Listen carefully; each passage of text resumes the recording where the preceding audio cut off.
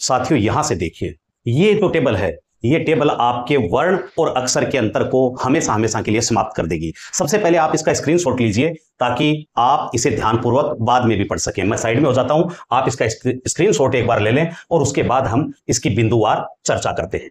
अब देखिए, पहला बिंदु जो ये बिल्कुल साधारण बात है कि ध्वनि का लिखित रूप वर्ण है, ये बार बार आपको बताया जा चुका है। लेकिन अक्षर की बात करें तो ध्वनि या ध्वनि समूह है।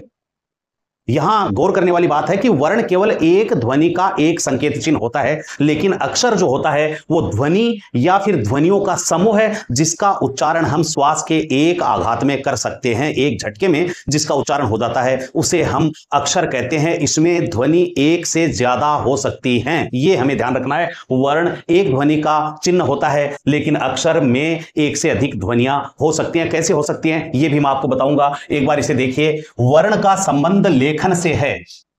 वर्ण जो होते हैं उनका लेखन से संबंध है। हमने कहा ना कि लिखित रूप वर्ण होता है, तो लेखन यानी वर्ण को लिखा जाता है केवल, जब उच्चारण होता है उसका तो वह ध्वनि बन जाता है। लेकिन अक्षर का उच्चारण, अक्षर का जो संबंध है वह उच्चारण से है। सबसे बड़ा जो अंतर है इन दोनों में वो ये है, और यह अंतर आपके समझ में आ गया तो वर्ण और अक्षर समझ में आ गया। यानी जब हम लिखते हैं किसी मूल ध्वनि को तो वह वर्ण है, लेकिन उसी मूल ध्वनि का जब हम उच्चारण करते हैं ध्वनि रूप में तो वह उच्चारण अक्षर होता है। तो उच्चारण का संबंध अक्षर से है। यदि हम अक्षर को लिखित रूप देते हैं तो हमें वर्णों का सहारा लेना होगा। यानी अक्षर का संबंध तो है उच्चारण से, लेकिन अक्षर को लिखित रूप देने के लिए हमें एक या अधिक वर्णों की जरूरत होती है। तो ये ध्यान रखेंगे। तीसरा जो बिंदु है, यहां से भी आप इसके भेद को समझ पाएंगे। वर्णों का विन्यास किया जाता है। वर्ण विन्यास आप बखूबी जानते हैं। जैसे मैं आपको बताऊं तो आप लिखते हैं पुस्तक। अब पुस्तक का विन्यास कैसे करते हैं, वर्ण विन्यास कैसे करते हैं, तो हम इसमें देख रहे हैं कि प है, इसके बाद उ है, इसके बाद स है, इसके बाद त है, इसके बाद ए है, और उसके बाद हम बात करें तो क है, और क के बाद ए है। यानी पुस्तक शब्द 1 2 3 4 5 6 और 7, इन 7 वर्णों से मिलकर बना है, या इन 7 ध्वनियों से मिलकर पुस्तक शब्द बना है। और ये जो इस तरह से हमने लिखा ये इसका वर्ण विन्यास कहलाता है। तो हम वर्ण विन्यास करते हैं, परीक्षा में भी वर्ण विन्यास के प्रश्न पूछे जाते हैं, तो आप इस तरह से उनका वर्ण विन्यास करते हैं। लेकिन कभी ऐसा प्रश्न आपने नहीं सुना होगा कि अक्षर का विन्यास कीजिए। अक्षर का कभी विन्यास नहीं होता। इसकी परिभाषा ही क्या कहती है? श्वास के एक आघात में जिसका उच्चारण हो जाता है वह अक्षर है, और अक्षर का संबंध उच्चारण से है। विन्यास लिखित रूप का होता है, अक्षर उच्चारण से संबंधित रूप है भाषा का, इसलिए उसका कभी विन्यास नहीं होता, अक्षर विन्यास नहीं होता। ये आप ध्यान रखेंगे। वर्ण के 2 भेद हम करते हैं मोटे तौर पर, एक को कहते हैं स्वर और दूसरे को कहा जाता है व्यंजन। लेकिन साथियों, अक्षर जो होता है, अक्षर केवल स्वर होते हैं, यानी स्वर ही अक्षर हैं, व्यंजन अक्षर नहीं होते। अगर हम कहें ए तो यह वर्ण भी है और अक्षर भी है, लेकिन हम कहें क तो ये क जो है ये व्यंजन है, ये वर्ण तो है लेकिन यह अक्षर नहीं है। ये विशेष रूप से आप ध्यान रखें कि अक्षर केवल स्वर, यानी स्वर जो हैं वे अक्षर भी हैं, लेकिन व्यंजन का जो शुद्ध रूप है वो अक्षर नहीं होता। कोई व्यंजन तभी अक्षर बनता है जब उसमें स्वर मिला दिया जाता है। यानी जब तक ये कै हमने लिखा, इस कै में अगर हम कोई स्वर मिला दें, ई मिला दिया तो ये की बन गया, अब यह अक्षर है। तो ध्यान रखिए। और इसे वर्ण के रूप में देखें तो इसमें 2 वर्ण शामिल हो गए हैं, एक इसमें क है और दूसरा इसमें ई है। वर्ण इसमें 2 हैं लेकिन अक्षर यह अकेला एक है। और एक अक्षर किसकी वजह से बना कि क जो व्यंजन था उसमें हमने ई स्वर मिलाया। तो ध्यान रखिए, अक्षर केवल स्वर जो हैं वही अक्षर होते हैं। कोई व्यंजन तभी अक्षर बनता है जब उसमें कोई स्वर मिल जाता है। तो यह विशेष रूप से ध्यान रखने की जरूरत। आगे बढ़ते हैं। व्यंजन ध्वनि बलाघात वहन नहीं कर सकती। इंपॉर्टेंट बात है साथियों, आप हिंदी साहित्य के अगर विद्यार्थी हैं तो आप ये बलाघात जानते होंगे। अगर बाकी कंपटीशन एग्जाम के विद्यार्थी हैं और उन्होंने बलाघात नहीं पढ़ा तो इसके बारे में भी हम आगे चलकर जब ये विषय आएगा तो वहां पूरी चर्चा करेंगे। यहां मैं आपको थोड़ा सा बता दूं, बलाघात का अर्थ यह होता है कि किस उच्चारण के समय जब हम किसी शब्द के किसी विशेष वर्ण पर जोर देते हैं, उसका उच्चारण उस जोर की वजह से लंबा हो जाता है, इसी को हम बलाघात कहते हैं। जैसे हम बोलते हैं पल्स, तो यहां प के ऊपर बलाघात है, प लंबा, यानी थोड़ा सा इसे समझें आप। एक शब्द है प्लस, एक शब्द है पल्स। यहां अगर ऊपर वाले को हम पढ़ेंगे तो बलाघात जो है वो लय के ऊपर रहेगा, तब इसका शुद्ध उच्चारण होगा। इसे कहेंगे प्लस, प्लस यानी ल, ल लंबा जाएगा, और लंबा जाएगा तो इसका मतलब लय के ऊपर बलाघात है। इसको हम पढ़ेंगे तो लंबा जो स्वर निकलेगा वो प का निकलेगा, लय का नहीं यहां। और इसे हम पढ़ेंगे पल्स, पल्स, तो बलाघात यहां पे प के ऊपर बलाघात हो रहा है, यहां पे लय के ऊपर बलाघात हो रहा है। तो यह बलाघात व्यंजन पे नहीं होता, ये लय जो है, यानी ये प अगर व्यंजन रूप में प लिखा हुआ तो इसके ऊपर बलाघात नहीं हो सकता। यहां पे लय, इसमें अ स्वर मिला हुआ है, इसलिए यह बलाघात को वहन कर रहा है। ये कहेंगे हम इसे प्लस, और इसे कहेंगे पल्स, क्योंकि यहां ल में स्वर नहीं है, लय पे बलाघात नहीं हो सकता। यहां प में स्वर है तो प पे बलाघात हो सकता है। इसे दूसरे शब्दों में आप ये कह सकते हैं कि स्वर की ध्वनि को आप कितना भी लंबा खींचे, उस ध्वनि में कोई अंतर नहीं आता। जैसे मैं कहूं ए, तो ए ही चलेगा, चाहे मैं कितनी देर तक इसका उच्चारण करूं।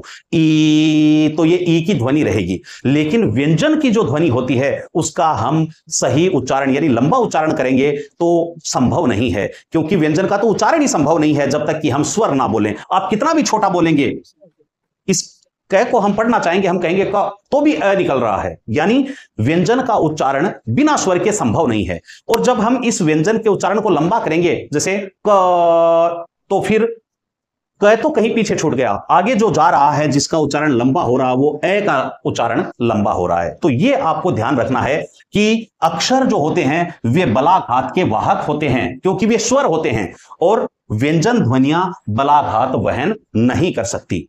आगे बढ़ते हैं। प्रत्येक वर्ण, छठा बिंदु देखिए, प्रत्येक वर्ण एक एक ध्वनि का प्रतिनिधि होता है, ये कहें, या एक एक ध्वनि का एक एक चिन्ह जो है, संकेत चिन्ह, वह वर्ण है। जैसे हमने एक ध्वनि ली ए, तो ए के लिए ये वर्ण हो गया। हमारी एक ध्वनि है तय, तो तय ध्वनि का यह वर्ण हो गया। यानी प्रत्येक ध्वनि का एक एक वर्ण होता है।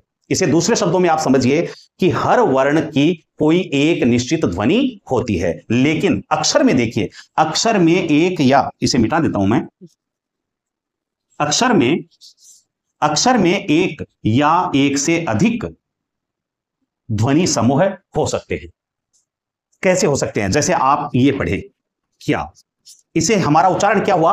क्या, यानी श्वास के एक आघात में उच्चारण हुआ है। अगर आप लिखित रूप में भी देखें तो क व्यंजन है और व्यंजन अक्षर नहीं होता, इसलिए यह अक्षर नहीं है। और ये इसमें आ मिला हुआ है तो आ के कारण या क्या हो गया? अक्षर हो गया। तो यहां अगर आपसे कोई पूछे कि कितने वर्ण हैं, इसे गौर करिए, यहां आपसे कोई पूछे कि क्या शब्द में कितने वर्ण हैं, तो हम इसका विन्यास करते हैं क, इसके बाद आप देखेंगे ये, और इसके बाद आप देखेंगे आ। यानी हमें कहना पड़ेगा क्या शब्द में कुल 3 वर्ण हैं, इन 3 वर्णों के समूह से यह शब्द बना क्या। लेकिन कोई आपसे पूछे क्या शब्द में कितने अक्षर हैं, तब क व्यंजन है, व्यंजन अक्षर नहीं होता, ये व्यंजन है, व्यंजन अक्षर नहीं होता, आ स्वर है और स्वर अक्षर होता है। तो इस शब्द में केवल कितने अक्षर हैं? एक अक्षर है, इसलिए इसे हम एकाक्षरी शब्द कहेंगे। इस तरह से हमने एक और देखा था पुस्तक। अब पुस्तक में कोई आपसे पूछे कि पुस्तक शब्द में कितने अक्षर हैं, हमने वर्ण विन्यास किया। अगर कोई पूछे पुस्तक शब्द में कितने वर्ण हैं, तो हम कहेंगे 1 2 3 4 5 6 और 7, यानी पुस्तक शब्द में कुल 7 वर्ण हैं। लेकिन पुस्तक शब्द में कितने अक्षर हैं, तो आप देखिए व्यंजनों को हटाते जाइए और स्वरों को काउंट कर लें, 1, इसके बाद 2 और 3, यानी पुस्तक शब्द में केवल 3 अक्षर हैं। मोटे तौर पर हम कह सकते हैं कि अक्षर को अगर हमें परिभाषित करना है तो हम कह सकते हैं कि सभी स्वर और स्वर सहित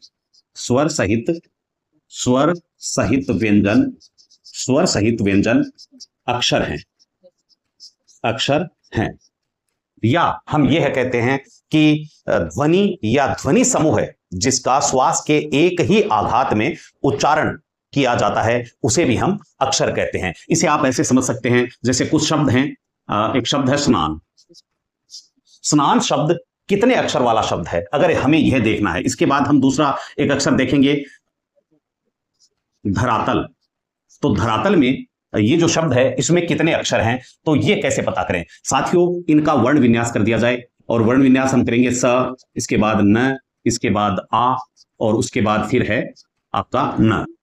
यहां देखिए, अगर हम ये बात करें कि स्नान शब्द में कितने वर्ण हैं, तब तो हम कहेंगे 1 2 3 और 4, यानी वर्ण इसमें 4 हैं। लेकिन अगर इनमें अक्षरों की बात करें तो हमें केवल स्वरों को लेना है, और यहां स्वर एकमात्र है आ, बाकी सभी व्यंजन हैं, व्यंजन अक्षर नहीं होते। और इस लिहाज से स्नान शब्द जो हमने यहां लिखा है उसमें केवल एक अक्षर है, यह एकाक्षरी शब्द है। ऐसे ही देखो धरातल, धरातल का वर्ण विन्यास कीजिए तो हम कहेंगे ध, इसके बाद ए, इसके बाद आता है रे, इसके बाद आता है आ, इसके बाद आता है तय, और तय के बाद फिर ए के बाद हम बात करेंगे ल, और ल के बाद ए।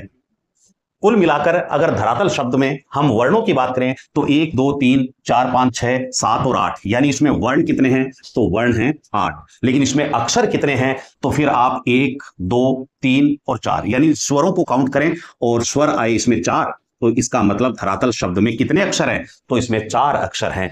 और श्वास के एक ही आघात में उच्चारण से क्या आशय है, तो श्वास के एक ही आघात में उच्चारण का आशय यह होता है कि जैसे हम कोई शब्द बोलते हैं मां, तो एक ही आघात में इसे बोलना है, इसे वर्ण के रूप में हम तोड़कर नहीं बोल सकते। मतलब इसे हम ऐसे नहीं कह सकते मैं और आ, यानी जब इस शब्द को हम पढ़ेंगे तो मैं आ नहीं पढ़ेंगे, बल्कि इसे केवल मां पढ़ेंगे। और मां शब्द श्वास के एक ही आघात में उच्चारित हो जाता है, इसलिए इसमें एक अक्षर है, यह शब्द अपने आप में एक अक्षर वाला शब्द है।